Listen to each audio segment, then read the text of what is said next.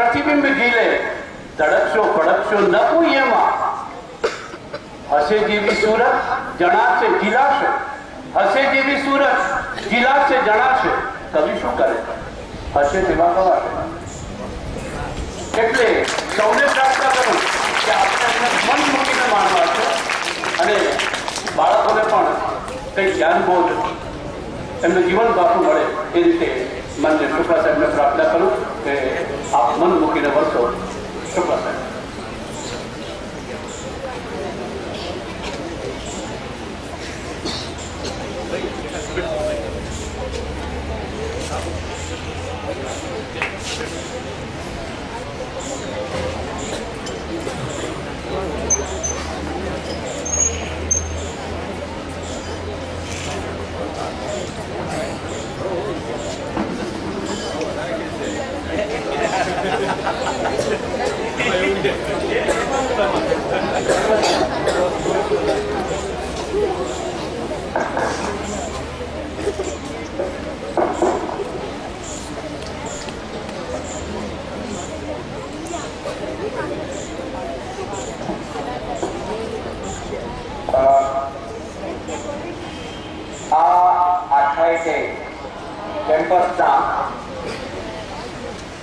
એક વડલો કહી શકાય એવા જેને તમે સૌ દાદા સાહેબ કહો છો અને આજથી હું પણ દાદા સાહેબ કહેવાનું શરૂ કરું એવા આદરણીય શ્રી અર્જુનસિંહજી વાઘેલા સાહેબ, આદરણીય શ્રીમતી શોભનાબા વાઘેલા, રાજા મહારાજાઓના યુગમાં જીવ્યા નથી પણ એ યુગનો એક શબ્દ યાદ છે, યુવરાજ. એટલે જે રાજાનો ઉત્તરાધિકારી હોય ને યુવરાજ કહેવાય. એ યુવરાજો કેવા હશે એ કોઈ દિવસ જોયા નથી પણ આ યુવરાજસિંહને જોઈએ છીએ ત્યારે લાગે છે કે એ યુવરાજ આવા હશે. એવા આદરણીય શ્રી યુવરાજસિંહજી નામ ચેતના, વ્યક્તિત્વ ચેતના, ગતિ ચેતના, સ્વભાવ ચેતના, લાગણી ચેતના, નામને પૂરેપૂરી રીતે સાર્થક કરતા ચેતનાબેન ભુજ. મારા કમનસીબે મારા જીવનમાં એક કઈ નાનો ભાઈ નથી. હું મારા કુટુંબનો છેલ્લી વ્યક્તિ છું પણ જો હોય નાનો ભાઈ તો કેવો હોવો જોઈએ એનો અહેસાસ જો કોઈએ અનેક વાર એટલે અનેક મિત્રોએ કરાવ્યો છે. જો ગાંધીનગરમાં કોઈએ કરાવ્યો હોય તો એ ભાઈ ભાવિન પટેલે કરાવ્યો છે. એવા મારા નાના ભાઈ જેવા ભાવિન પટેલ. આ ભાવિન પટેલ નાનો ભાઈ એ માટે કે કોઈ પણ કામ સોંપો ગમે એવું, રાત્રે 12 વાગે સોંપો કે બપોરે 12 વાગે સોંપો, એનો એક જ જવાબ હોય છે, અહીંયા મનોજભાઈ થઈ જશે. આ મારો અહેસાસ છે. એવો નાનોભાઈ ભાવિન, મારા પરમ મિત્ર જેમની સાથે પ્રેમ, લાગણી અને વેપારના સંબંધો છે એવા આદરણીય શ્રી ભરતભાઈ. અહીંયા જે કોઈ શિક્ષક મિત્રો ઉપસ્થિત છે એ સૌ શિક્ષક ભાઈઓ બહેનો.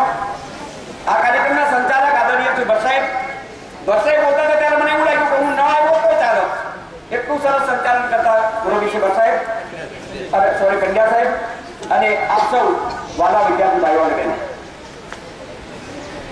તમારી સાથે સીધી बात पर आ जाऊं.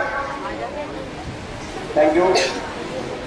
वैसे मैं हिंदी में बोल सकता हूं लेकिन आज मुझे यह सूचना मिली है कि आप सिर्फ गुजराती में ही बात करेंगे, इसलिए मैं गुजराती बोलने जा रहा हूं. वरना मेरी अगली कोई एक दिन मेरी ये उम्मीद होगी कि मैं यहाँ से प्रार्थना करूंगा कि मुझे आप दूसरी बार यहाँ बुलाए और मैं सिर्फ हिंदी में ही बोलूंगा, हिंदी की ही कहानी सुनाऊंगा आपको और हिंदी में सब कुछ बात करूंगा. लेकिन आज मैं अपनी जो मातृभाषा है इनके संदर्भ में आपके साथ कुछ बांटना चाहता हूं. મિત્રો, માતૃભાષાનો મહિમા આપણે શા માટે કરીએ છીએ એની વાત કરી અને મારે તમને એક જ વાત સમજાવી છે અને એ હું બહુ જ ટૂંકમાં સમજાવવા માંગુ છું. તમને બધાને ખબર છે કે આનંદ શું છે? તમને બધાને ખબર છે કે કોઈ પણ ઉંમરના બાળકને ખબર છે કે આનંદ શું છે? ક્લાસમાંથી બહાર નીકળીને અહીંયા રમવું એ આનંદ છે. રિસેસ પડે ત્યારે નાસ્તો કરવો એ આનંદ છે. સ્કૂલ કોકવાર વહેલી પૂરી થઈ જાય અને ઘરે જલ્દી જવા મળે એ છે.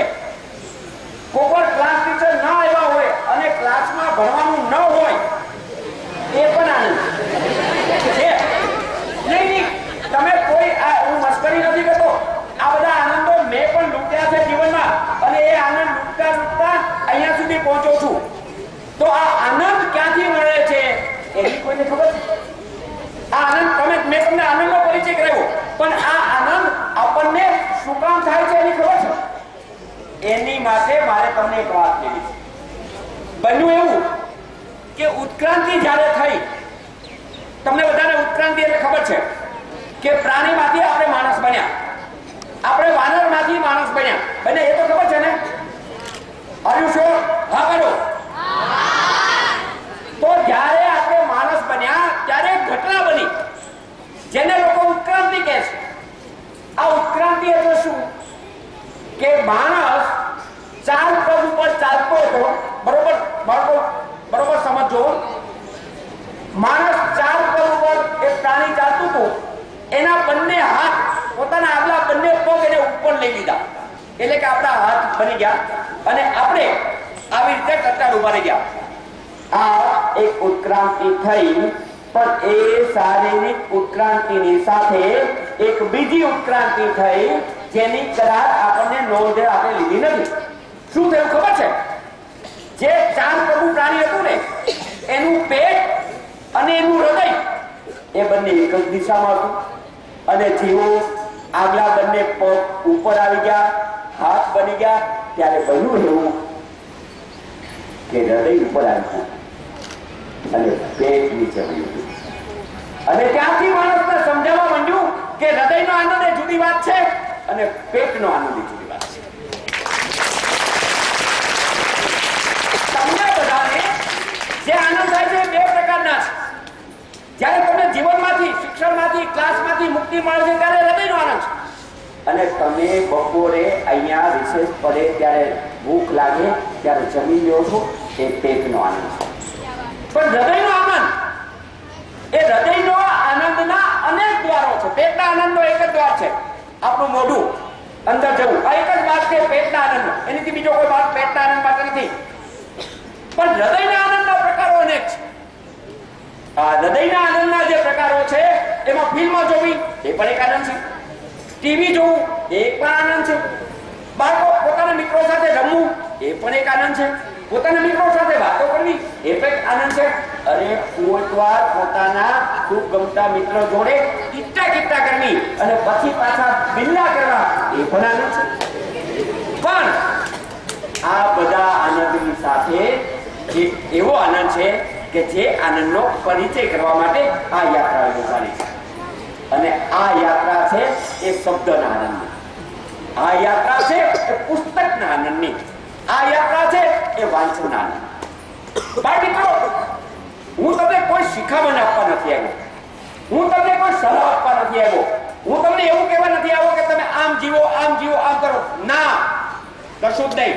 મારે તમને કશું જ કહેવું નથી. મારે તમારી સાથે એક વાત વહેંચવી છે. મારે તમારી સાથે ભેટીને એક વાત તમને તમારા કાનમાં કહેવી છે.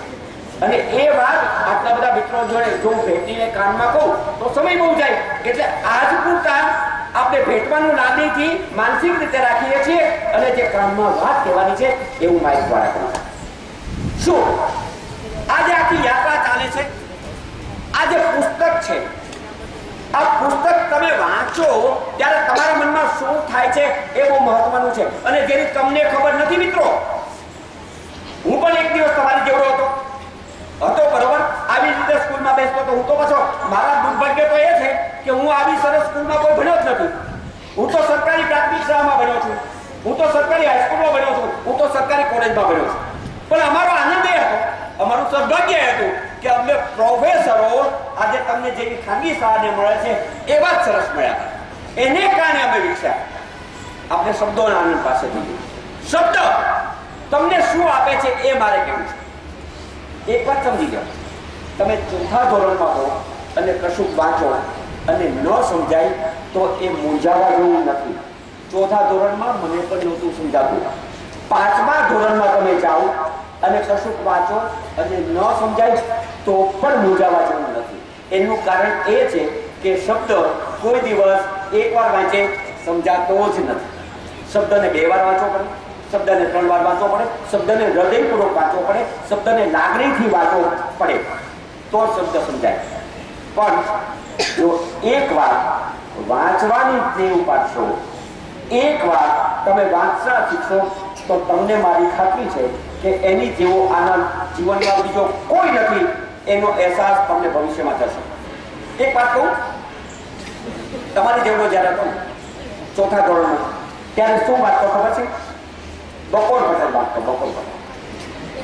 બકોર પટેલ એટલે સુરતના એક સાહિત્ય સંગમમાંથી બકરો, જે આપણો બકરી હોય ને બકરી, એને માણસનું સ્વરૂપ આપીને વાર્તાઓ બનાવવામાં આવે.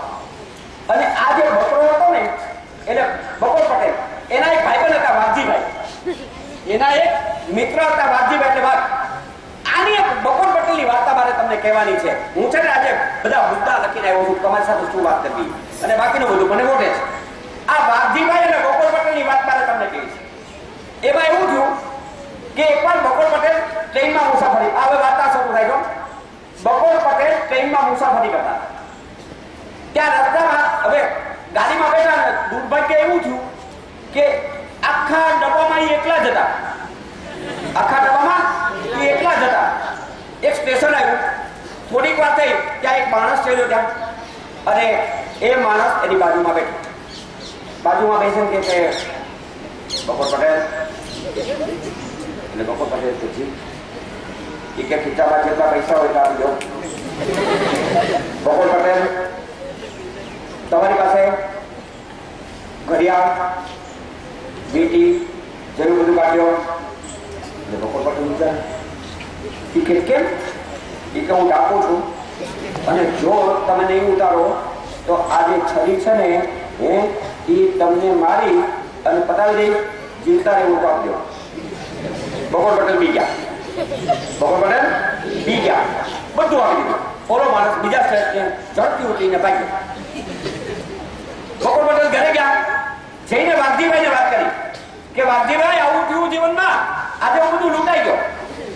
એટલે વાઘજીભાઈ તો બહુ હોશિયાર હતા, બકોર પટેલ ભલા હતા, વાઘજીભાઈ બહુ હોશિયાર હતા.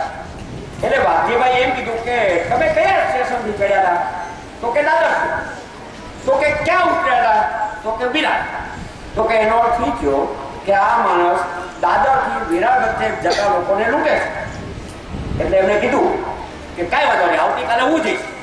અને સાહેબ બીજે દિવસે વાઘજીભાઈ વહેલી સવારની એક ગાડીમાં બેઠા. વહેલી સવારની ગાડી, ફરીવાર પાછો ડબ્બો ખાલી, અને ફરીવાર પેલો ગુંડો આવ્યો. આવીને એમની બાજુમાં બેસી ગયા, વાઘજીભાઈ જેવું આપજો, આપજો મને નીકળવા છરી પડી દી. એટલે વાઘજીભાઈ તને સમજી જાય. બોલે બીજી વાર કીધું, ત્રીજી વાર કીધું. એટલે વાઘજીભાઈ કે હું તો કે મૂંગો છું, બેરો છું, મને કઈ તમાકુ રાખવું નથી. એમ કરીને અંદરથી કાગળ કાઢ્યો કે આમાં લખી દીધું. એટલે ઓલા મૂર્ખાએ લખી દીધું, વાઘજીભાઈ તમારી પાસે જે હોય બધું આપી દો, હું લૂંટારો છું, છરી પરોવી દઈશ, તમને છરી મારી દઈશ. તમારી પાસે જે ઘરેણા હોય, તમારી પાસે જે ઘડિયાળ હોય, તમારે જે પૈસા એ બધું મને આપી દો. એટલે વાઘજીભાઈ કે એમ કરીને વાઘજીભાઈ સમય કાઢ્યો, મારી પાસે કાંઈ નથી. એટલે ઓલા બીજી વાર કે બહુ જૂઠું કરવામાં, જો હવે નહીં આપી દો ને તો હું છરી ખરેખર તમને મારી દઈશ. હું આ વિસ્તારનો બહુ મોટો ગુંડો છું, મારું નામ આ છે, વગેરે વગેરે વગેરે. અને ત્યાં તો બીજું સ્ટેશન આવી ગયું. એટલે વાઘજીભાઈએ કીધું કે ભાઈ તે તો મને લેખિતમાં આપી દીધું કે તું કેવો છો, હવે આલો તમને પોલીસમાં સોંપું. સાહેબ વાર્તા જો હવે આ મેં વાર્તા તમને શું કામ કીધી ખબર છે કે તમારી જેવડો હતો ત્યારે આ વાર્તામાંથી મને એક બોધ મળેલો કે જીવનમાં કોઈ પણ મુશ્કેલી આવે તેથી ગભરાઈ જવાય નહીં. જુઓ શબ્દ તમને શું આપે છે, તમને પુસ્તક શું આપે છે, તમે જે અંદર લખ્યું હોય વાંચો ત્યારે તમને તમારા મનમાં એની શું અસર પડે છે. એટલે મારે તમને સૌને વિનંતી કરવી છે મિત્રો કે અત્યારથી વાર્તા શીખી જાઓ, વાર્તા વાંચો, ફિલ્મનું વાંચો. તમારે ઘરે છાપા આવતા હશે પણ ફિલ્મની પૂર્તિ આવતી હશે, એ વાંચો. મને જરાય વાંધો નથી. તમને તમારું મનગમતું વાંચો. જો એકવાર મનગમતું વાંચશો તો ભવિષ્યમાં તમને બીજું બધું જ વાંચવાનું ગમશે. મિત્રો, પુસ્તક છે ને એ તમારું સર્વશ્રેષ્ઠ મિત્ર છે. પુસ્તક છે ને એ તમને વિકસાવે છે. પુસ્તક છે ને એ તમને ઊંચે લઈ જાય છે. કોઈ દિવસ કોઈ પુસ્તક તમને નીચે ન પાડે, આ તમને મારી ખાતરી છે. અત્યાર સુધીમાં જે પુસ્તકો વાંચ્યા છે એના આધારે કહું છું, 4થા ધોરણમાં વાંચ્યું છે, 14મા ધોરણમાં વાંચ્યું છે, અને આજની તારીખે પણ મારો નિયમ છે કે રાત્રે આખા દિવસમાં એક પાનું વાંચ્યા વગર સુવાનું નહીં. એ રાત્રે 2:30 વાગે સૂત તો પણ, બપોરે 2:30 વાગે સૂત તો પણ, સૂતા પહેલા એક પાનું કોઈ પણ પુસ્તકનું. અત્યારે હું આપણે તમને કહું કે હું અત્યારે પુસ્તક વાંચું છું એ ગુરુ ગોળવલકરના એટલે કે ગુરુજીનું પુસ્તક છે, નાના વિચારોનું પુસ્તક છે. એ હું અત્યારે વાંચી રહ્યો છું. ગઈકાલે રાત્રે મેં 2 પાના પૂરા કર્યા. ઊંઘ આવી એટલે વચ્ચે કાગળ મૂકીને સૂઈ ગયો. પણ રોજ એક પાનું વાંચવાનું ટેવ રાખો. તમે ભવિષ્યમાં જે વાંચશો એ તમને તમારા ભણવામાં પણ ઉપયોગી થશે. તમે ટેક ઇટ ફ્રોમ મી, મારી તમને ખાતરી છે કે તમારું ગણિત કાચું છે હોય, તમારું વિજ્ઞાન કાચું છે હોય, અથવા તમારું વિજ્ઞાન બહુ પાવરફુલ છે, તમારું ગુજરાતી કે તમારું હિન્દી કાચું છે હોય, પણ તમે કોઈ પણ એક પુસ્તક વાંચવા માંડશો, મનગમતું પુસ્તક વાંચવા માંડશો, ત્યારે તમારા બીજા વિષયો પણ સમૃદ્ધ થવાના છે. કે ગણિતના શિક્ષકોને ખબર હશે કે તમારા જો 1 થી 15 કે 1 થી 20 પાકા હોય તો તમારું ગણિત પાકું થઈ જાય. એમ તમને એકવાર વાંચવાની ટેવ પડે, વાંચવાને કારણે સ્મરણ શક્તિ વધે. મનગમતું વાંચ્યું એટલે યાદ રહે, અને એકવાર મનગમતું વાંચ્યું હોય એ યાદ રહે, પછી ન ગમતું વાંચો ને તો પણ યાદ. આવી વાત શબ્દ પાસે અને પુસ્તક પાસે છે. એ શબ્દની વાત, એ પુસ્તકની વાત તમારી સુધી પહોંચાડવા માટે ગાંધીનગર કલ્ચરલ ફોરમ આ બધા પ્રયત્ન કરી રહ્યું છે. બહુ સ્પષ્ટ વાત છે મિત્રો કે ખેડૂત જ્યારે ખેતરમાં દાણા નાખે છે ત્યારે એને ખબર નથી કે કયું ઉગવાનું છે ને કયું નથી ઉગવાનું. પણ ખેડૂત હંમેશા દાણા નાખવાની વાતને વિસરતો નથી. ખેતરમાં હંમેશા દાણા નાખે જ છે, કયો દાણો ઉગવાનો છે એની ચિંતા નથી કરતો. એમ આ કલ્ચરલ ફોરમ પણ પોતાની આ પ્રવૃત્તિ છેલ્લા 5 વર્ષથી કરે છે. એને પણ શ્રદ્ધા છે કે આમાંથી ધીમે ધીમે બધું ઉગશે, અને કયો દાણો ઉગશે એની ચિંતા કર્યા વગર આ બધા જ દાણાઓ, આ બધી જ વાતો તમારી સુધી પહોંચાડે છે. હું પણ આજે જે આટલી બોલ્યો એમાં મારી લાગણી પણ એવી છે કે તમારી સુધી મારી વાત પહોંચે.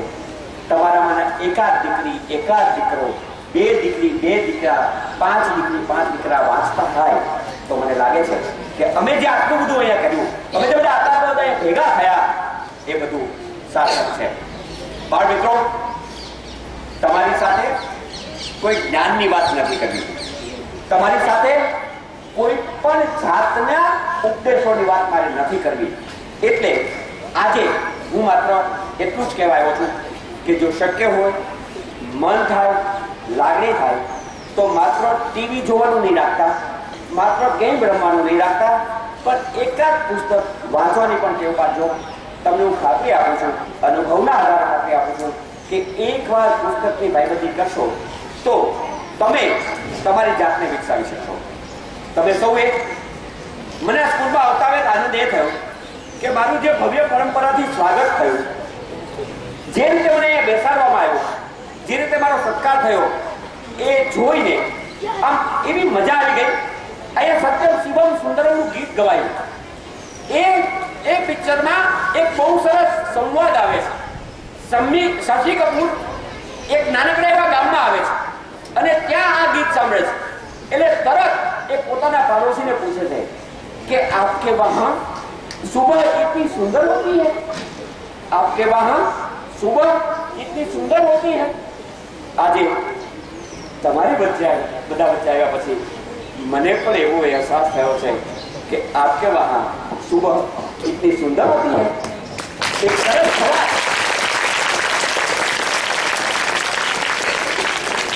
એક સરસ સવાલ, આવી સરસ સવાલ તમારી બધા વચ્ચે મને વહેંચવાની મળી એના અદભુત આનંદ સાથે મારી ભરપૂર શુભેચ્છા સાથે મારી વાત કરું. Thank you very much.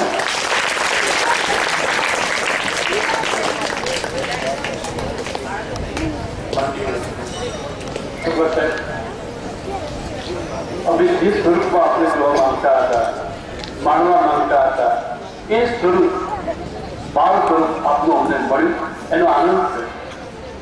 પણ આપ તો મોટા રાજાના સાહિત્યકાર અને અમારી વચ્ચે હો ત્યારે મને કહેવાની દૃષ્ટિથી કરી લઉં છું કે જ્યારે તમારા કોઈ સમાચાર હોય છે, ક્યાં આપણે વાંચીએ છીએ ત્યારે આનંદ થાય છે કે જ્યારે તમારા કોઈ સમાચાર હોય છે, અખબારી અક્ષરોમાંથી તબકાર હોય છે, એકાદ ખૂણે પણ જોવા મળે જો તમારું નામ, એકાદ ખૂણે પણ જોવા મળે જો તમારું નામ, તો દસ્તાવેજ જેવું એ અખબાર હોય છે. મને શુક્લ સાહેબ, તમને તો શું પડી હોય? મને શુક્લજી, તમને તો શું પડી હોય? તમને જાહેરાતના લોકો માટે તો તમારું નામ જ વજનદાર હોય છે. શુક્લજી, તમે તો છો હપ્તે છપાતી નવલકથા. શુક્લજી, તમે તો છો હપ્તે છપાતી નવલકથા. અમને તો કાયમ તમારો ઇંતજાર હોય છે. અમારા બાળકો પણ તમારા જીવનમાં ડોક્યું કરી અને થોડું વધુ કંજૂસ બનીને તમારી સાથે ડોક્ટેટું કરવા માંગે છે. હું આપની અનુમતિ સાથે હું એ બાળકોની પ્રશ્નોત્તરી માટે હું આવું છું.